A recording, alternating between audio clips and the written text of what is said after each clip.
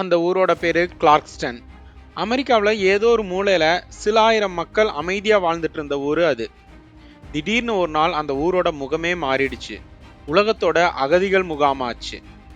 அதாவது வெவ்வேறு நாட்டுல இருந்து அடைக்கலம் தேடி அமெரிக்கா வர்ற அகதிகள் எல்லாம் இந்த கிளார்க்ஸ்டன்ல தான் குடியமர்த்தப்பட்டாங்க. கொஞ்ச நாள் கவர்மெண்ட் ஹெல்ப் பண்ணும், அதுக்கப்புறம் அவங்களே பிழைக்கிறது எப்படின்னு பார்த்துக்கணும். அப்படி வந்தவங்க மொழி பிரச்சனை, கலாச்சார பிரச்சனைன்னு கஷ்டப்பட்டு தான் வாழ்ந்துட்டு இருந்தாங்க. முக்கியமா 8-10 வயசு பசங்க வழி நடத்துறதுக்கு ஆள் இல்லாம கஷ்டப்பட்டாங்க. ஏற்கனவே குடும்பத்துல கொலை கொள்ளைன்னு எல்லாத்தையும் கண்ணு முன்னாடி பார்த்த அதிர்ச்சியில எப்பயுமே சோகத்துல தான் இருப்பாங்க அந்த பசங்க. அப்பா அம்மாவோட பாசம் இல்லாம, யாரோட வழிகாட்டுதலும் இல்லாம திருடுறது, போதைப் பொருளுக்கு அடிமையாகி ரவுடிகளா மாறுறதுன்னு இருந்தாங்க. எவ்வளோ சட்டங்கள் போட்டாலும் இந்த பசங்களை கண்ட்ரோல் பண்ணவே முடியல. அப்படி இருக்கும்போது லூமா மஃபுல்னு ஒரு பெண் இந்த ஊரை பத்தி கேள்விப்பட்டு அந்த சின்ன பசங்களை ஒழுங்குபடுத்த தான் கிட்ட ஒரு ஆயுதம் இருக்குன்னு நினைச்சாங்க. அந்த ஆயுதம் தான் சாக்கர். என்னது சாக்கரா? கால்பந்து விளையாட்டு எப்படி ஆயுதமாகும்? உலகத்தோட பல நாடுகள்ல இருந்து வந்த பசங்களை இணைக்கிற காமன் பாயிண்ட் 2 தான். ஒன்று அந்த பசங்க சந்திச்ச கஷ்டங்கள், இன்னொன்று கால்பந்து விளையாட்டு. அந்த பசங்க எல்லாம் தங்களோட நாட்டில் சாக்கர் விளையாட பழகியிருந்தாங்க.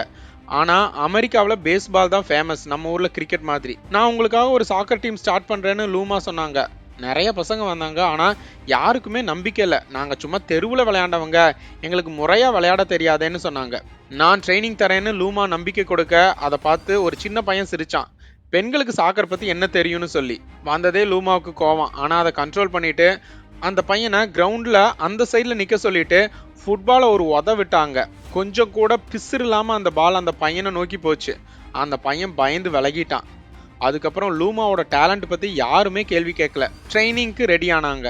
ஆனா லூமா ஒரு சில கண்டிஷன்ஸ் போட்ட அக்ரிமெண்ட்ல சைன் பண்ணா மட்டும்தான் டீம்ல இடம்னு ஸ்ட்ரிக்டா சொல்லிட்டாங்க. அது என்ன கண்டிஷன்ஸ்? கிரவுண்ட்லயும் சரி வெளியிலயும் சரி நான் ஒழுங்கா இருப்பேன். ஸ்மோக்கிங், ஆல்கஹால், போதைப் பொருட்கள் இதெல்லாம் யூஸ் பண்ண மாட்டேன். பொண்ணுங்க பின்னாடி சுத்த மாட்டேன். கெட்ட வார்த்தைகள் பேச மாட்டேன். கரெக்டா டைமுக்கு விளையாட வருவேன். கோச் சொல்றபடி கேட்பேன். கோச்சை மதிப்பேன். என்னால் முடிஞ்ச வரைக்கும் சிறப்பாக விளையாட முயற்சி செய்வேன். இதெல்லாம் நமக்கு சிம்பிள் கண்டிஷன்ஸ் மாதிரி தெரிஞ்சாலும் அமெரிக்க பசங்களுக்கு இந்த கண்டிஷன்ஸை ஃபாலோ பண்ணுறது ரொம்ப ரொம்ப கஷ்டம். ஆனால் சாக்கர் மேலே இருந்த ஆர்வத்தில் பசங்களும் அந்த அக்ரிமெண்ட்டில் சைன் பண்ணாங்க. அந்த ஊர் பெரிய மனுஷங்கள்ட்ட எல்லாம் போய் இந்த சாக்கர் டீமுக்கு தேவையான பால்ஸ், யூனிஃபார்ம் வாங்க ஸ்பான்சர் பண்ண சொல்லி கேட்டாங்க லூமா. அந்த டீமுக்கு ஃபியூஜிஸ்னு பேர் வச்சாங்க. ஸ்டார்டிங்கில் யாருமே இந்த டீமை நம்பல. இதெல்லாம் சரியா வராது, அந்த பசங்களை அரை மணி நேரம் கண்ட்ரோல் பண்ணுறதே கஷ்டம். இந்த பொம்பளை என்னடானா அவங்கள வச்சு சாக்கர் டீம் நடத்த போகுதா, உருப்பிட்ட மாதிரி தான் அப்படின்னு கிண்டல் பண்ணாங்க. ஆனா லூமா அதை பத்தியெல்லாம் கவலையே படல. எல்லாருக்கும் ரொம்ப தீவிரமா பிராக்டிஸ் தந்தாங்க. கண்டிஷன்ஸை மீறின பசங்களை எல்லாம் பாரபட்சம் பார்க்காம டீமை விட்டு வெளியில துரத்துனாங்க.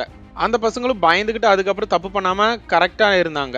கத்தி கஞ்சான்னு சுத்திட்டு இருந்த பசங்க அதெல்லாம் மறந்துட்டு ஃபுட்பால் ட்ரைனிங்னு கவனம் ஃபுல்லா விளையாட்டு மேல செலுத்தினாங்க. அதுக்கப்புறம் அகதிகள் முகாம்னு முகம் சுளிச்ச மக்கள் இவங்களை மரியாதையா ட்ரீட் பண்ண ஆரம்பிச்சாங்க. மற்ற இளைஞர்கள் எல்லாம் பெரிய பெரிய கிரைம்ல மாட்டி போலீஸ்கிட்ட இருக்கும்போது இந்த ஃபியூஜிஸ் டீம் பசங்க மட்டும் ஒழுக்கமான பசங்கன்னு பேர் வாங்கினாங்க. அதனாலயே அந்த பசங்களுக்கு எல்லாம் நல்ல வேலை வாய்ப்புகளும் வந்துச்சு. இன்னைக்கு ஃபியூஜிஸ் டீம்ல ஆப்கானிஸ்தான், சோமாலியா, ஈராக்னு பல நாட்டு பசங்க இருக்காங்க. ஃபியூஜிஸ் டீம் மேட்ச்னாலே களை கட்டுமா. அவங்களோட வாழ்க்கையை பார்த்து உச்சி கொட்டின காலம் போய் அவங்க கேமை பார்த்து கைத்தட்டுற நிலைமைக்கு இவங்களை உயர்த்திட்டாங்க லூமா. ஒரு தனி மனிதரால ஒரு சமுதாயத்தையே மாற்ற முடியுங்கிறதுக்கு இன்றைய காலத்து எடுத்துக்காட்டு தான் கோச் லூமா அண்ட் ஃபியூஜிஸ் டீம். விளையாட்டா பார்க்காம அது நம்மளோட உடலையும் மனசையும் வாழ்க்கையையும் ஒழுங்குபடுத்துற ஒரு கருவியா பயன்படுத்தணும்னு கோச் லூமா நமக்கு சொல்லித்தராங்க. லூமாவோட அக்ரிமெண்ட்ல இருந்த கண்டிஷன்ஸ் கால்பந்துக்கு மட்டும் இல்ல, எந்த துறையில சாதிக்க துடிக்கும் இளைஞர்களுக்கும் பொருந்தும். லூமா அண்ட் ஃபியூஜிஸ் டீமோட ஸ்டோரி உங்களை ஊக்கப்படுத்தியிருக்கும்னு நம்புறேன். அப்படி ஊக்கப்படுத்தியிருந்தா இந்த பதிவுக்கு like or comment or share பண்ணுங்க. இன்னொரு அற்புதமான கதையோட உங்களை சந்திக்கிறேன். நான் உங்கள் நண்பன் பிரவீன். நன்றி.